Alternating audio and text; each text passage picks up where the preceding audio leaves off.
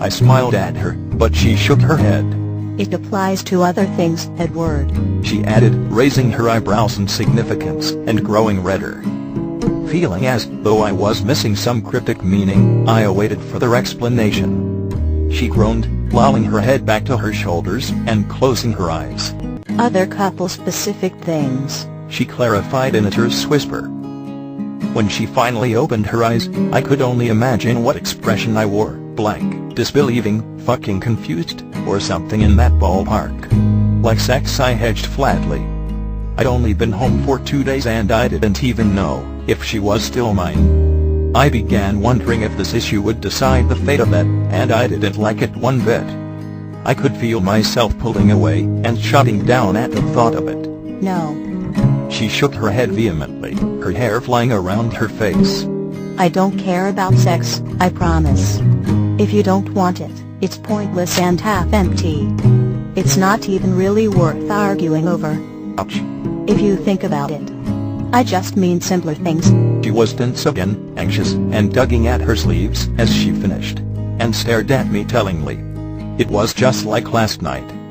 She licked her lips, darting her gaze to mine, and blushing further before blurting. It's kind of confusing. Yes, I agreed fervently, and then frustrated, I asked, can I expand on my earlier flaw choice? Because your mixed signals are seriously topping everything else? I raked my fingers through my hair, and shook my head in annoyance. First she makes me beg and grovel just to get her to speak to me, tells me I'm an asshole, and basically tells me I'm fucked. Now, she's almost saying she loves me and pretty much asking me to kiss her. Confusing wasn't a strong enough word for you.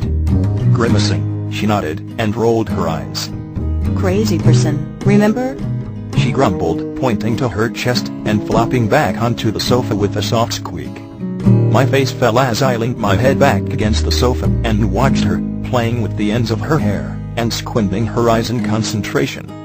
Her subtle scratch of her head betrayed her perplexity, as she became lost in deep thought. I whispered, disrupting her focus as her gaze met mine once again. I lifted my hand to her cheek, brushing away her hair. I don't think you're crazy. And you may not be perfect, but you're perfect to me. I tentatively dropped my finger to her neck, swallowing nervously as I descended the softness of her flesh. She searched my eyes quizzically as my fingertip dipped below her collar, exploring just below it and finding what I sought with relative ease. I couldn't suppress my shit-eating grin as I dug down the chain, releasing the necklace from the dark cotton of her sweater.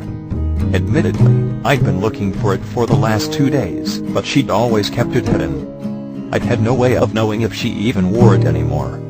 It was really all the proof I needed. Everything else from the last 2 days was just icing on my cake of validation. What? She smiled confusedly, glimpsing down at the horse pendant I'd given her for Valentine's Day. She lifted her hand, fingering it gently, as she knowingly assured, I never take it off, and batted her lashes a bit, seeming intentionally sheepish. My confidence surging, I leaned closer as I released the chain around her neck. Moving my palm to her cheek, I thumbed the fullness of her lips, silently beseeching. Her eyes grew heavy and glazed as she mimicked me, our faces drawing closer to one another until our noses were grazing. I savored her warm breath against my skin as I angled my face closer, finally touching my lips to hers. It was just like us to have our first kiss since my return, like this, no fanfare or epic declarations. Just blame hoarding and simple truths over roast beef sandwiches and abandonment issues. My kiss was gentle, and about as tender as my excitement could manage. She sighed, curling her fingers around my neck, and pulling me closer. I could feel her lips tugging upwards, suppressing a smile, as my hands dangled in her hair.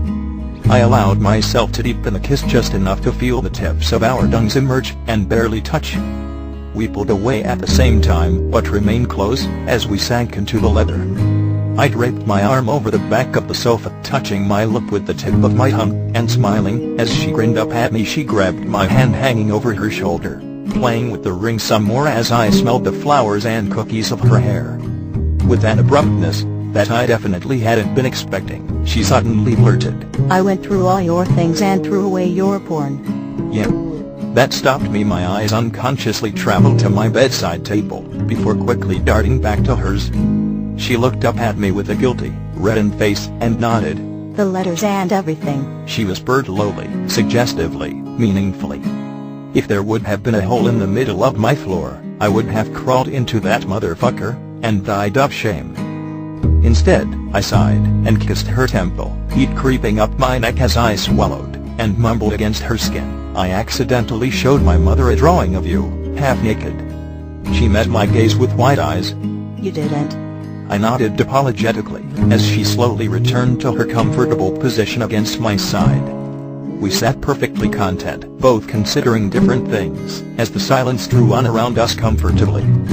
It felt like an enormous weight had been lifted from my shoulders, that I hadn't even realized existed. We still had our flaws and conflicts, but it was abundantly clear that neither of us were going anywhere. I was still her total fucking lunatic, and she was still my girl. My unreasonable, confusing, nosy, porn-hitting girl. No, see here?" Jasper muttered, shoving the paper beneath my nose, and pointing. "It says 1½ teaspoons of baking soda. Not baking powder." He snatched the paper away, and began inspecting it closer while I furrowed my brows. I glanced down into the mixing bowl dubiously. "What's the difference?" I asked in annoyance, adding more bullshit into the sifter. "Cocoa powder. Cocoa soda, whatever fucking cryptic internet recipes." Jasper shrugged, pursing his lips at the paper, and tilting his head. "Whip the cream to stiff peaks? What the fuck is that supposed to mean?" he mumbled, finally meeting my gaze, and quirking a brow.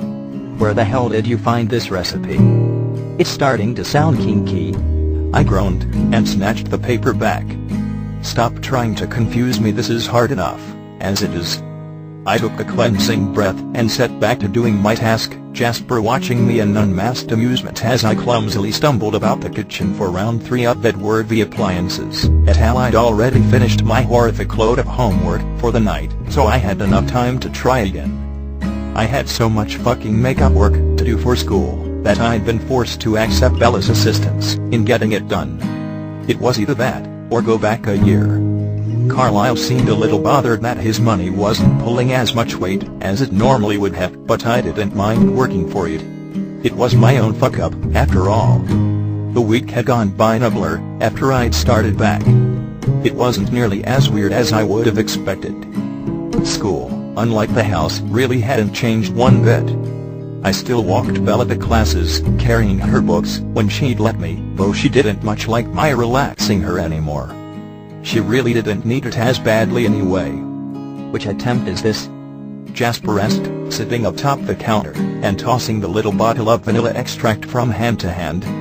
He came over with the excuse of waiting for Alice and Bella to return home from their Friday night boxing lessons, but I knew better. That motherfucker was enjoying every second of this shit. Absently, I answered, "Number 3, and continued pilfering the ridiculously stocked pantry for powdered sugar. I wasn't accustomed to seeing so much shit in my kitchen. There were things I had zero hope of expecting to be present, but lo and behold, Bella had an entire bottle of cherry liqueur, just sitting there, waiting for me. It was a sign, I could feel it. It was official, as the search of the top shelf revealed a can of dark cherries. This new recipe was a winner. Jasper hummed, and asked from behind me, "And which kind of cake is this one?" I turned to him, having found the sugar, and mumbled, "Black Forest." I was trying to butter Bella up for my big request, but wasn't certain if desecrating her kitchen was such a good method of achieving it anymore.